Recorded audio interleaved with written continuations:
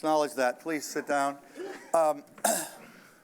Okay, so here we have Gillian Tett, who's the U.S. North America editor of the FT, and probably one of the smartest people that I know, and has a very interesting breadth of understanding and perspective on a lot of things we just discussed with Fred.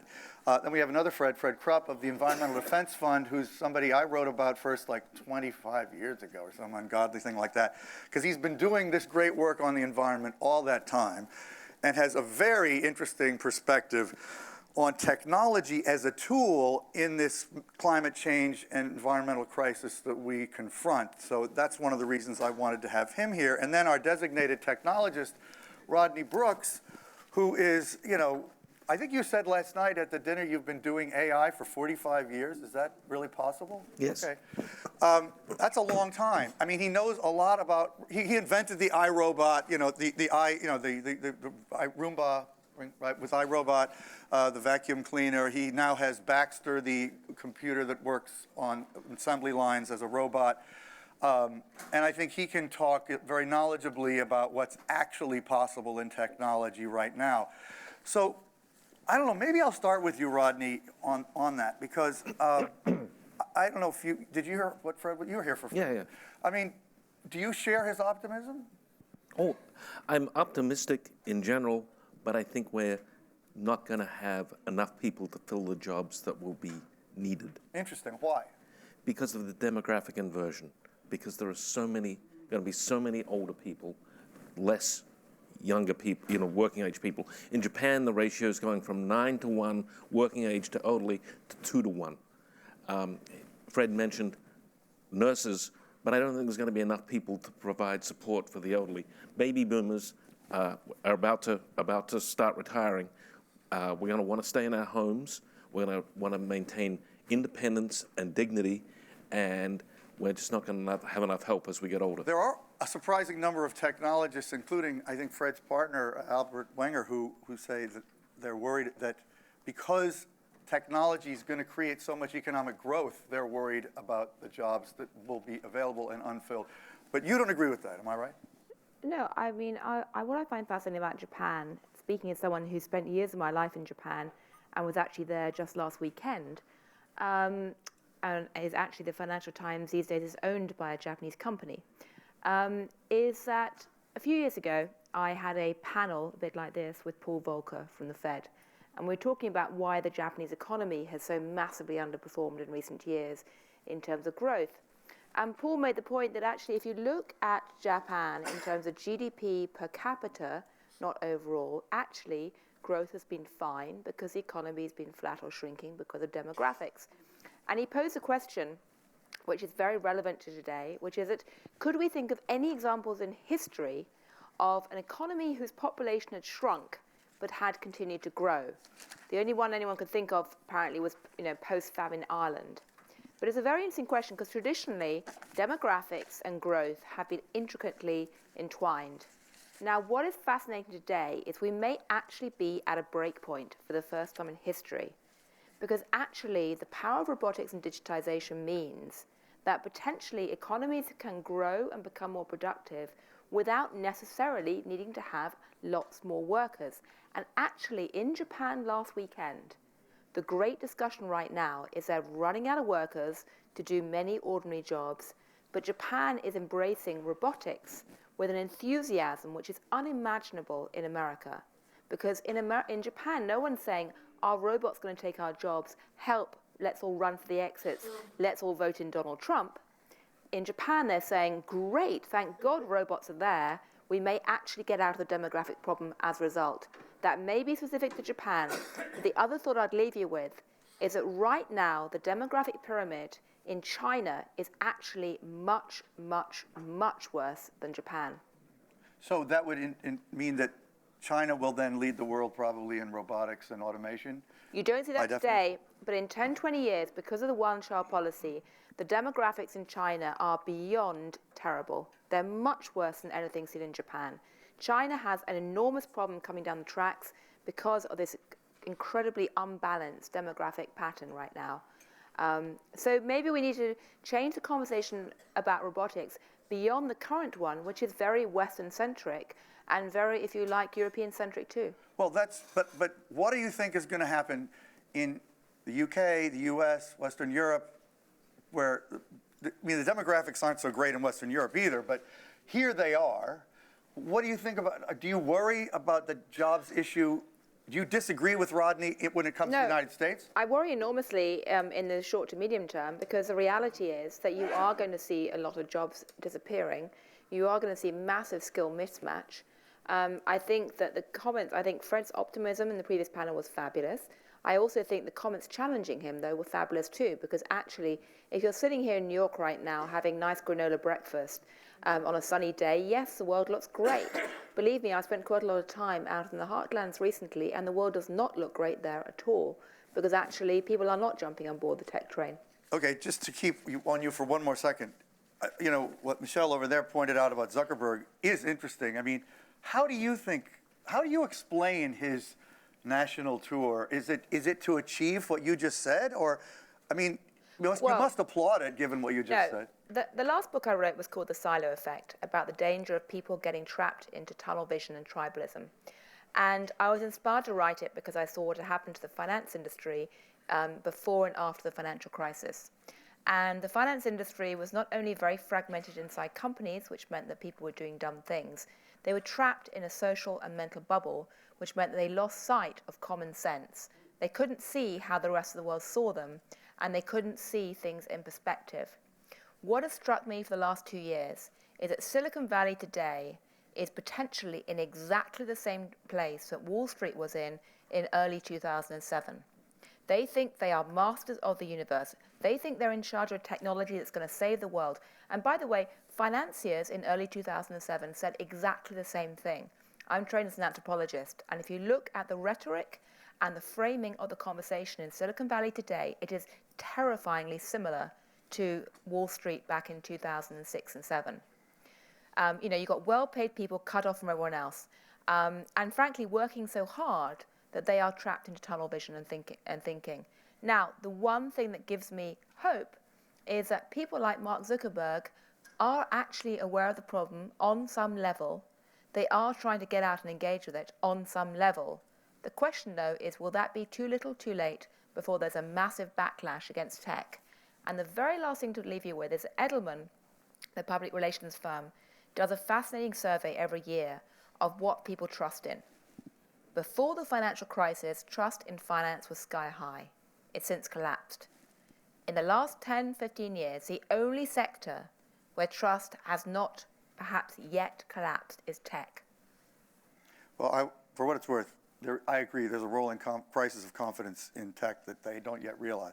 But Rodney, as a Massachusetts-based leader of the tech industry, do you agree with that? And Fred, we'll get to you in a minute. Oh, I completely agree with just about everything Gillian said. And I think there is an amazing bubble in Silicon Valley right now.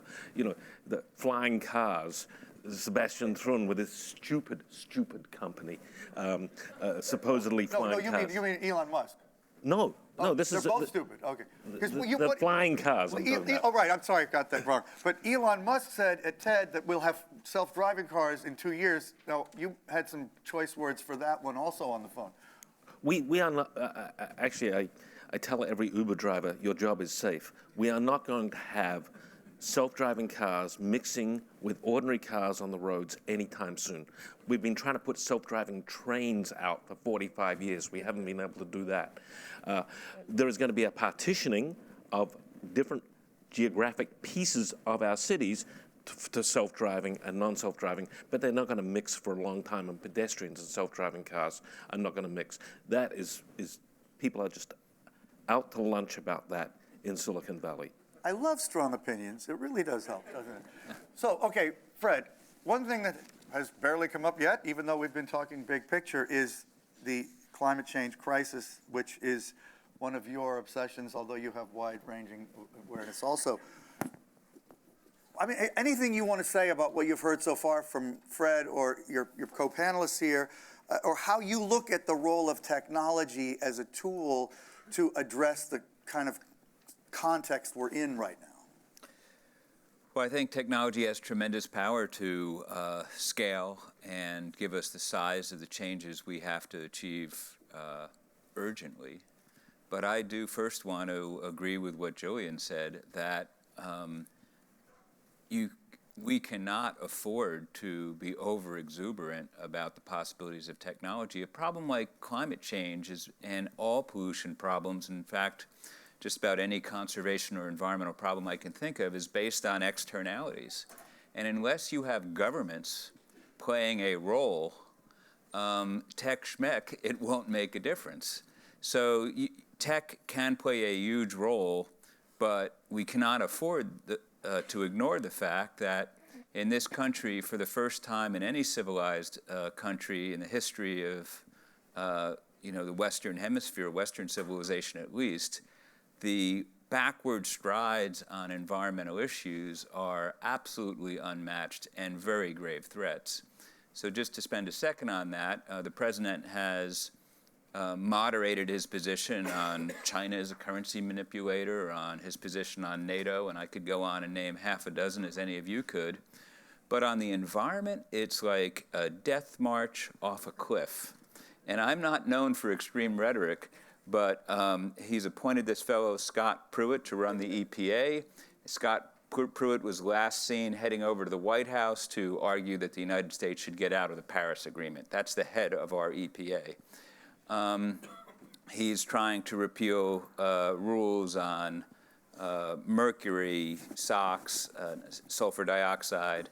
So it's a really, really serious situation. Having said that, I do believe that technology can fill a gap for a while, and ultimately, when we have a more rational government, can turbocharge progress, because the cost of monitoring what used to be invisible, pollution, is going way down, and the availability of big data and to analyze data is going way down.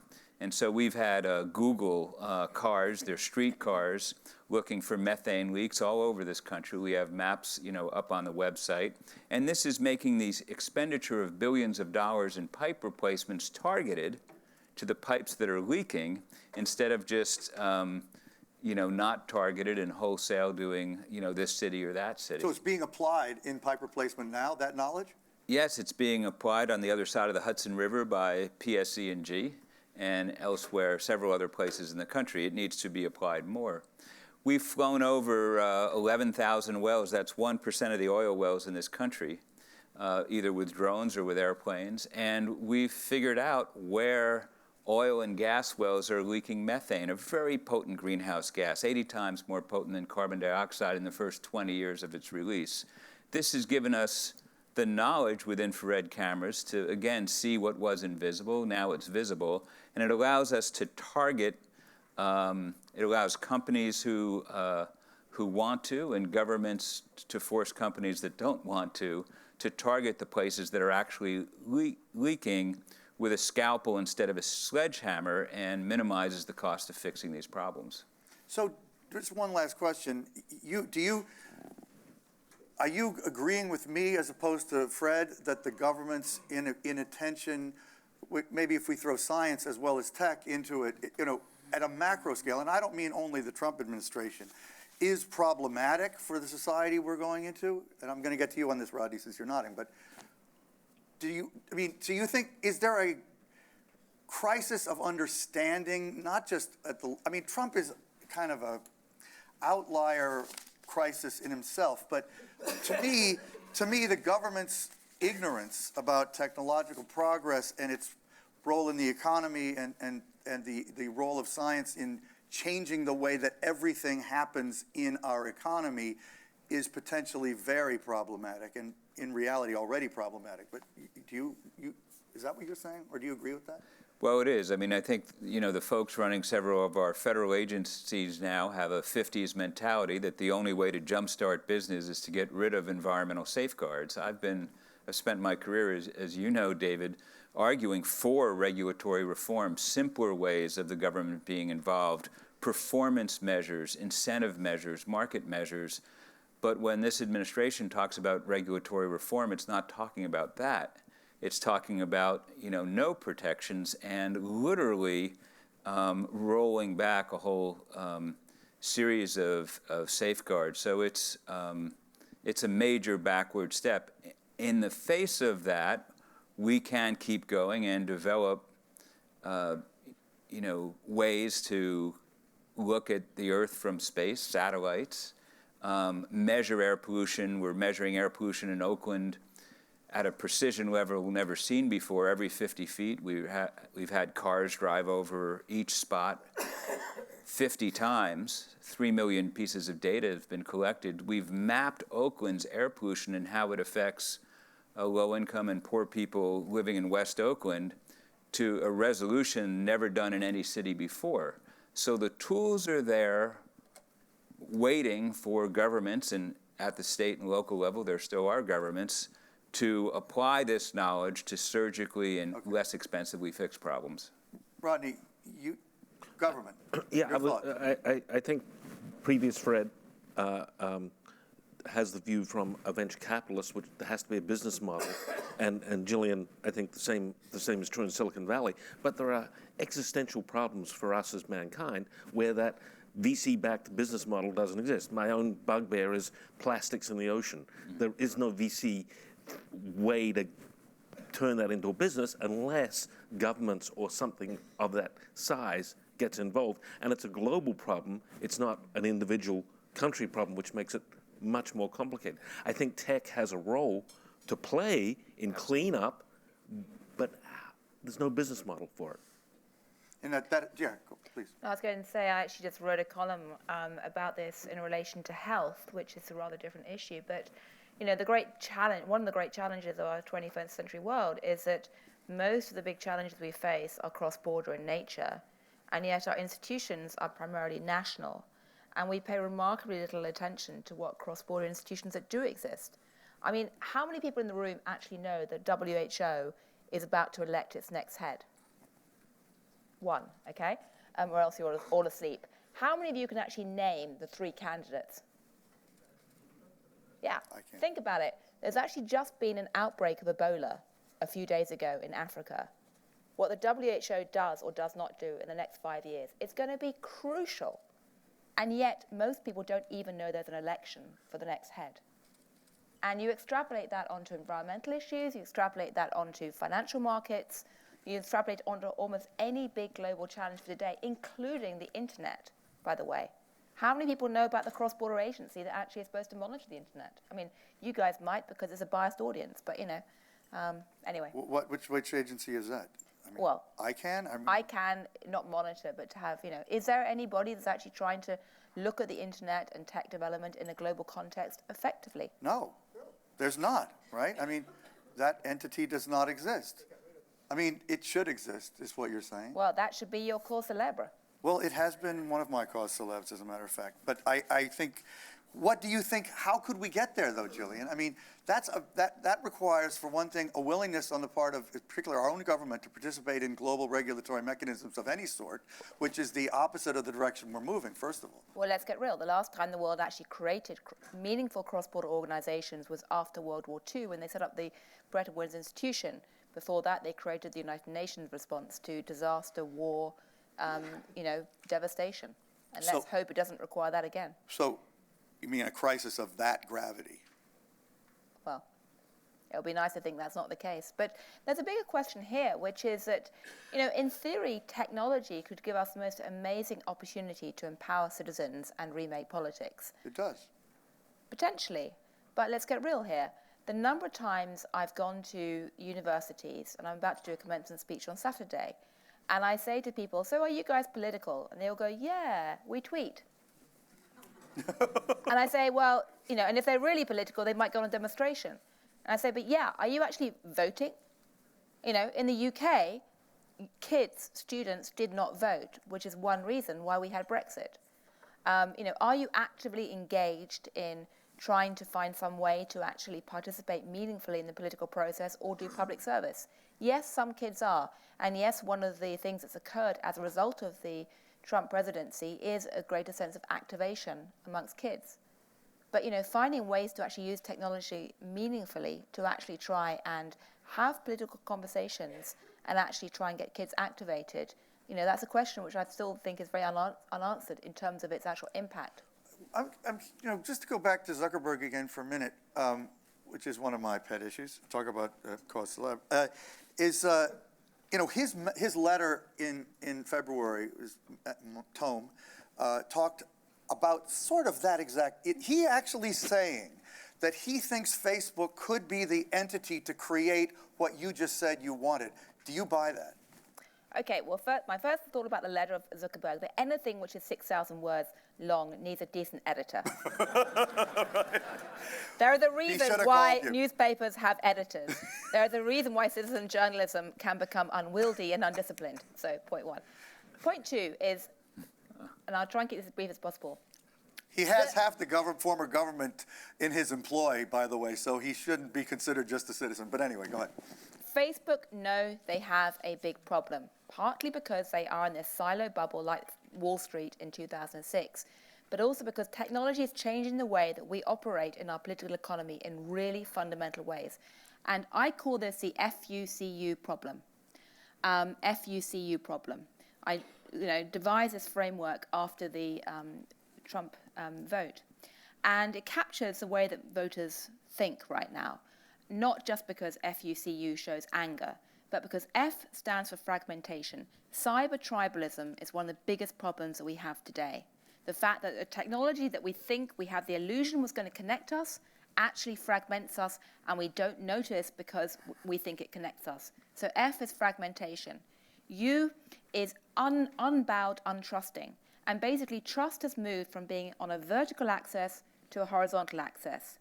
We used to trust authority figures and institutions. Today, we only trust our Facebook friends.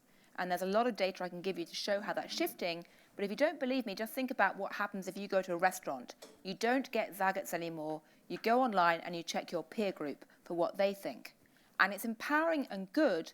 But if you combine that with fragmentation, means that different tribes are increasingly only talking to their own tribes, getting information from their own tribes, only trusting their own tribes online, and guess what? You end up with, dare I say it, alternative facts, alternative media.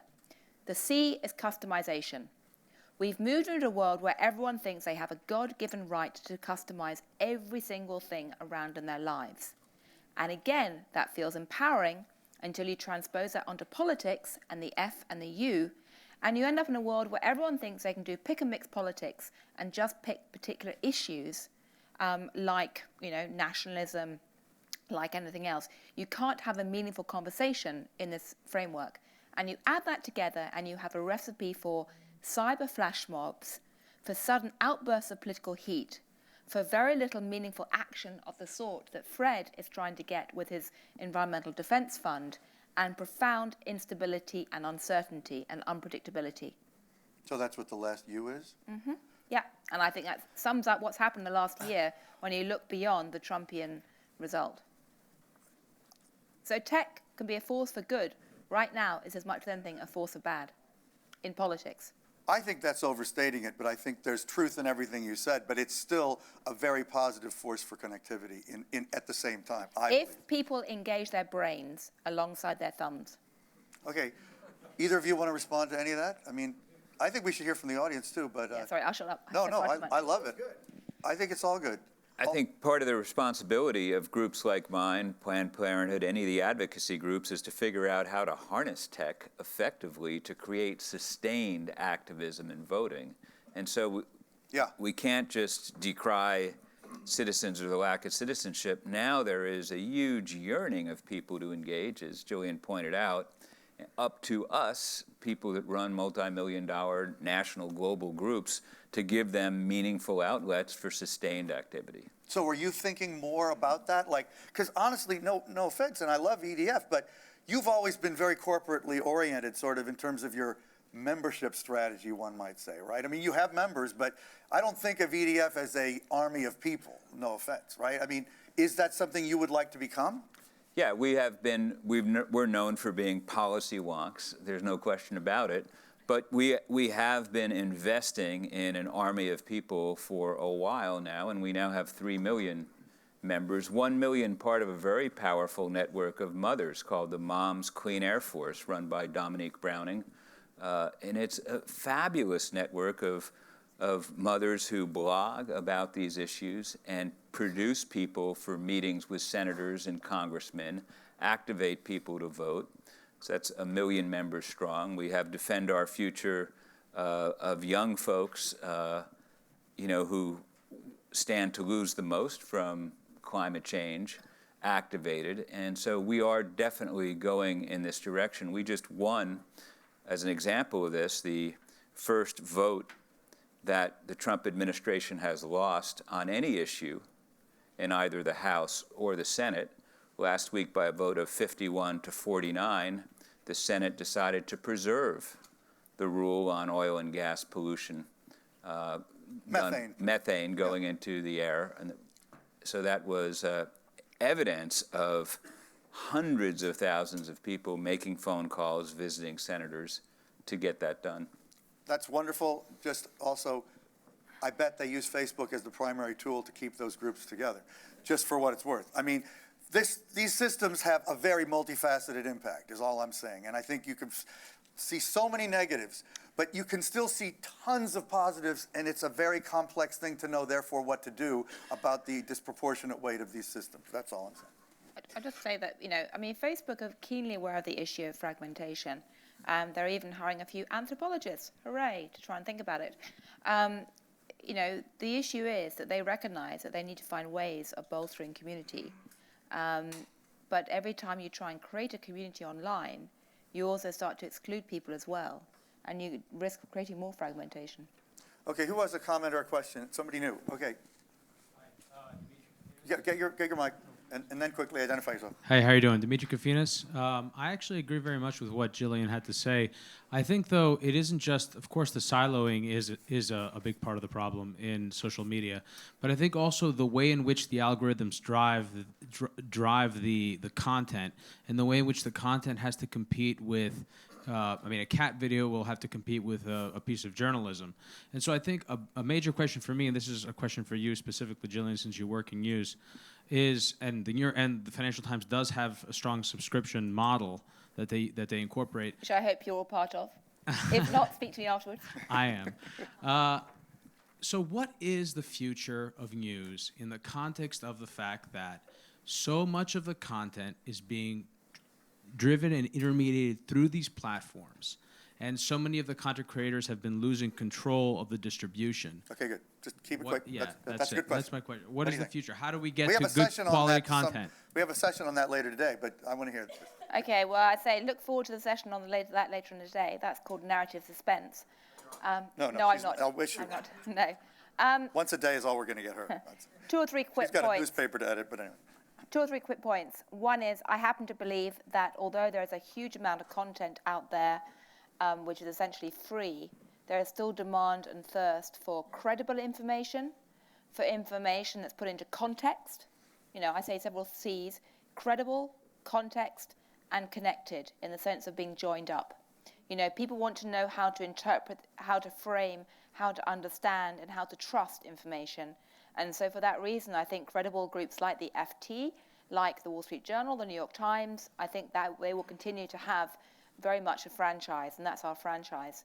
And ironically, as the rest of the media gets more and more siloized and fragmented and customized, the actual premium for providing connected, joined-up views, silo-busting news, I think is still there.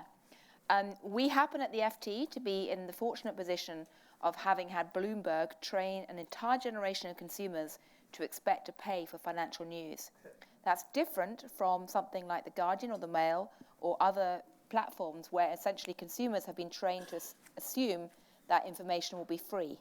So we start with that advantage, and we also think we have a premium product which has cachet and people will pay for. But the crucial thing to know right now is that 5, 6, 7 years ago, the vast majority of our revenue came from advertising. Today, the vast majority of our revenue comes from subscription. Yeah. By the way, I think the FT is... So pay. FT is, I think, Read us and pay. the single best newspaper for perspective. It's not so focused on breaking news, partly because it doesn't even come out, it doesn't even get the last end of the day. We've had a series of scoops. Okay, you could get scoops, but we got the first thing that interview with is Donald so Trump. great about your paper is the perspective with a slight British twist. It's the only paper I have in my bag over there right now, and it's a physical paper. Next comment or question. So I may not need a mic. Bruce Branford, Planet Forward. Just picking up on kind of what Jillian was saying and the gentleman who just commented, fragmentation and untrustworthiness. I mean, there was a time when the media controlled the distribution. Now the distribution is controlled by the audience, and God help us, because they find the information that they deserve and want. How do we shift that? And I think there is a trend now that people have been, all the fake news and the consequence of fake news, and Mark Zuckerberg's mea culpa, if you want to call it that.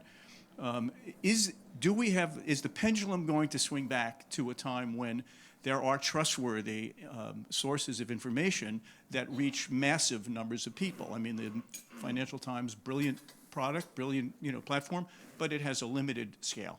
What about competing with the 2 billion? It's very expensive, the Financial Times. Correct. Just for the record. I mean, I'm afraid it is, yes. But hey, it's less than a coffee a day. No, Do you think good. going to Starbucks I think it's is very- worth it, but it's not something everybody's going to pay for. But it's not 2 billion, not 2 billion users of Facebook. No, I agree. I realise I've dominated the conversation. Do either of the other two want to Yeah, I wonder comment if on you that? had thoughts on that. Fred probably would. No, I think it's a question for you. But Rodney may have. Well, I love wriggling out of talking about the media. So I'm happy to talk about it. The conversation has gone a direction where I don't feel as qualified as you. Well, we've other kinds of questions, I hope. So who has another kind of I mean, I question? will. Okay, back there. Please get the mic. Okay, it's coming to you. Sorry. Thank you. Craig Bromberg. I'm curious, so much of the focus has been on technology, but a lot of the failure that we're experiencing is failure of electoral elections in general. There's a great book that came out about a year and a half ago called Against Elections by a Belgian writer named David van Rijbroek. And his perspective is that we have essentially the tyranny of elections that's created a kind of fatigue among the electoral class, basically among voters, so that party participation is at an all-time low, voting is at an all-time low, and this is a global phenomenon. And so, part of the issue may be that electoral democracies themselves are not creating participation capabilities. And I'm curious, and this does connect, I think, to an AI perspective, as well as to a news perspective, as well as to a technology perspective. What's the panel's view on how we can induce participative characteristics as opposed to political? I mean, Jillian, when you said these kids have got to get off their phones and start focusing on politics, but the political capability is busted because they're expecting that elections are going to deliver change, they may be sadly mistaken. So maybe we have to think about it a different way, approach it from the perspective of what capabilities of participation can we engender? We can consider these comments as well as questions, unless somebody has an urgent response. Can I say one thing quickly on that? Yeah. I spoke to the Chinese government a couple of years ago in Davos, and we were arguing about democracy. And they turned around and said to me, "Oh, well, you have democracy in the West, we have Twitter, or the equivalent of Twitter." And what they meant by that is the Chinese government very much sees its role as using social media as a weather vane to test the public mood. They really do. And the boundaries of political and public acceptability. I didn't know they said that. And this was off the record, by the way, but That's been one of my theories for a long time, that China was in some ways the most democratic country in the world. Well, because you are so prescient. their surveillance of social media is so thorough, they know exactly what their people think. So they literally view their role as staying 1 millimeter ahead of where public opinion is, and not too far. Now, you can turn that round. I mean, there's plenty of reason to think the Chinese government is not remotely democratic or really cares about the population unless they're going to revolt. But you can turn it around and say to the American public today, okay, so kids say they can't be bothered to vote. They don't have any problem voting for American Idol. They don't have any problem voting for other things they get involved in every day. In fact, I think you could use bit ledger technology as part of that very same motion. Bit ledger technology, I think, is also potentially capable of being involved in a voting context. Oh, that's what Fred said. Were you here when Fred was here? I was, but Yeah. he didn't apply it to. Oh, I think he would have applied it to that. Okay, let's But keep I'd moving. like to ask Fred, I mean, how do you think you get kids actively involved Yeah. in voting for environmental issues and having conversations about the environment that go beyond one tweet or one Facebook post? Well, there is incredible cynicism in the younger generation and alienation from politics and elections and non-participation. The way you get them involved is by showing that these campaigns, these elections can make a difference. So we are now embarking, and many of our peers as well, in training younger people on how to run for office. how to run campaigns. And I think as people see that these problems are not hopeless, there is hope through participation, it will inspire more. Are you encouraged by this upsurge in people wanting to run for office in the United States in the last few months? Very much so. I mean, there is this surge of people that want to do something given our current situation. And I think part of the responsibility, as I said before, is on us to give them the tools to do it. Yeah, well, good for you. That's very cool. Okay, all the way back in the back. Let's get that hand back there. Trying to get people I don't know and haven't heard from. No offense. Hi, good morning. Tanya Salavan. Rodney, I have a question for you. You mentioned, obviously, you've been in AI for 45 years. It's slightly different than where the conversation's been going, but I'm just curious, after having done this for so long, why do you think it's becoming a thing now? Why is AI all of a sudden something everyone's engaging with, whether it's with society, with politics, with government, with personal issues? What is it about AI that's capturing everyone's attention now? Great question. I think we've had some tremendous successes. Deep learning was not expected, has had tremendous success. It's why we now have usable speech interfaces to Alexa, to Google Home, etc. So there are real successes there. But then I think the press and pundits, many of whom are physicists or whatever, make a fundamental error in understanding how good AI is. And this is the error they make. When we see a person perform at some level, we have an intuitive model of how to generalize what their competence must be. That doesn't apply for most of these AI techniques. If you see a person sitting down, taking photos, and writing Chinese characters that describe what's in the photo, you would expect that person to be able to read Chinese, for instance, probably to be able to talk about the weather in Chinese. The AI systems that label images, for instance, can't read. They don't know weather exists. They don't know people exist. They can label images. So our intuitive model of how to generalize from performance to competence does not apply to these very narrow AI systems. And I think, therefore, people have gotten very afraid of AI systems and robotics in general. They're thinking it's going to take away, it's going to have much more capability in the short term than it really will. And I reference Roy Amara's dictum.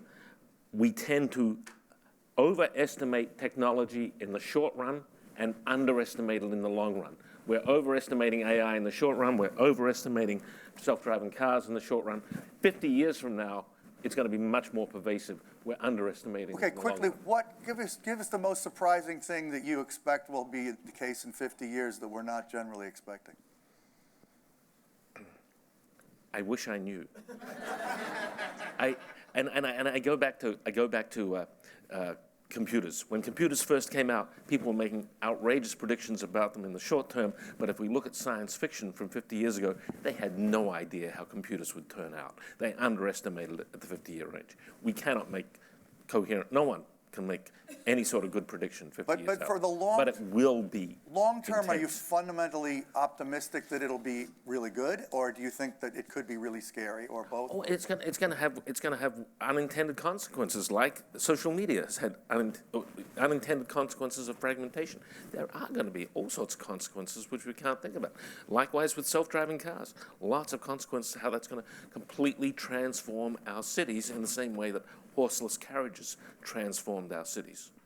Okay, thank you. How about this guy right here? Get the mic. Thank you. Dionysios Vasilatos. So I wanted to go back to the comment about tunnel vision and the implications of that to the heartland as an example. So my question is very specific, maybe a deterministic question. Do you, on the panel, see a causation between that tunnel vision and opportunities being left on the table? And I guess the assumption is that Silicon Valley and everybody who's participating in tunnel vision is ultimately following where the money is, right? And that's how they exploit it with business models and monetize it. Briefly, my last book, The Silo Effect, argued very strongly that, silos make people blind, both to risks And there's endless examples of that in finance, in every other field you can think of. But they also make people blind to opportunity. And the story I tell 8 stories in my book. And the story I tell to indicate that is Sony and why it missed the iPod, why Apple did the iPod instead. But you can take that story of Sony and the problem of silos and transpose it into numerous different fields and corporate fields. The flip side is that if you learn how to silo bust, you basically have one of the most powerful secrets to actually innovate and to get a march on your, steal a march on your rivals. And what do you do to silo bust? Yeah. Really. Well, you can all go out and buy the book. Yeah, oh, thank you. Well, thank you, whoever did buy the book. What do you decide about? I mean, I haven't got time to talk about it, and it's unfair on the rest of the panelists. But basically, it's about learning to, 1, recognize you have silos and recognize they're inevitable. 2, think about it consciously and how to deal with them. Think like an anthropologist. I'm passionately in favor of the principles of anthropology, having trained in that field. And it's just learning to rethink how you look at the world, to recognize your limitations and imagine alternatives. And companies are actually doing it. Most winners are doing it without even recognizing it. Steve Jobs was a silo buster, and that was one key reason why he essentially was so successful. Is that why you call your company Rethink Robotics, Rodney? Actually, the reason we call it Rethink Robotics, it started out named Heartland Robotics, and it was in support of the heartland of America and the future of its manufacturing, and we got pushback, and I wish I had connected the dots. The pushback was, so why didn't you, this is our customers in the Midwest, why didn't you just come out and call it Bible Belt Robotics? Oh, we had to come to Boston to find out about the heartland. The contempt buried just below the surface for these coasters doing something in the heartland was there 5 years ago, and we had to rename because we're getting. You could have moved to Cincinnati. Well, J.D. Vance's Hillbilly Elegy writes very powerfully about the heartlands and about the dislike and distrust of the coastal elites. But actually, to his enormous credit, what he's doing right now is going back to Ohio and trying to take VC and tech back to Ohio. God bless him. I hope it works. And Steve Case is another person doing Yeah, something. they're doing it together. But speaking of bubbles, this is something that's close to my heart. I think there is an incredible bubble in the middle of the country, not understanding the diversity and being scared of diversity. And no matter how much we paper over its economic, there's a tremendous amount of racism driving a lot of this. I was going to say we had to end, but that's such a grim note to end on. So, one more person. Okay, right. Oh, hey. Hi. I know you'll ask a good question, so. Last question, and Identify yourself. It's inspired by Fred's comment about Rich Benjamin. I'm a writer. It's inspired by Fred's comment about Pruitt, and virtually no one in the Trump administration has expertise in what they're actually running. And then Jillian's comment about the news. So the question is, and the fact that most of us don't know who is leading who, the World Health Organization. Leading who? So the question is, why do you think there's this growing distrust of expertise around the world? And then how do you square the circle between the fact that the world is becoming so complex? We need experts in climate, we need experts in financial issues and regulation, and yet people feel that there's this whole regulatory system and deep state and experts that aren't accountable to democracy. So, I mean, what do we do with that? Haven't you studied this yourself? No. Well, you went to the Heartland. Well, I don't know why you can have a government where people are dismissing expertise, and then why you can have a vote like Brexit, where on the one hand people are saying there's all this expertise that isn't accountable to us, without accounting for the fact that you need experts to run the world. You know, part of it is the cynicism that exists, let's face it, that elected Trump, that causes people not to want to vote or participate. There is good justification for that cynicism. We have in Flint, Michigan, thousands of kids being served by water that comes through intentionally lead pipes. Around this country, we have millions of people, 10 million, lead pipes still serving households. So the expertise has to shoulder the burden of delivering results. Technology entrepreneurs can deliver incredible results, but I guess the point that was made earlier by all of us is government and public service have a role to play, because you don't get those pipes replaced in Flint or the hundreds of other cities like Flint without individuals in elective office making decisions that are responsive to their constituencies. So we have a democracy. I'm not going to trade our system for China's system, or, with all due respect, any other system. It's up to us to participate, whether it's running for office or getting involved, to make it work. And when we deliver more jobs to the Midwest, clean water to people who have been fed lead-laden water, then people will trust. That's up to all of us. That's a great way to end. Thank you, Fred.